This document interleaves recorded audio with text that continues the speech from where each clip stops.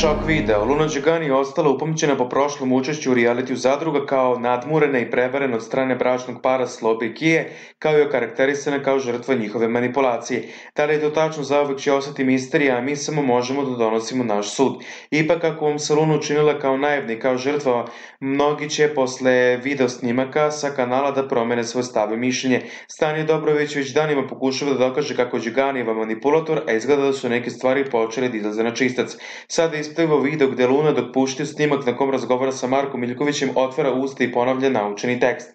Izgleda da Luna napred smišlja šta će reći pred kamerama, a sada se sama odala.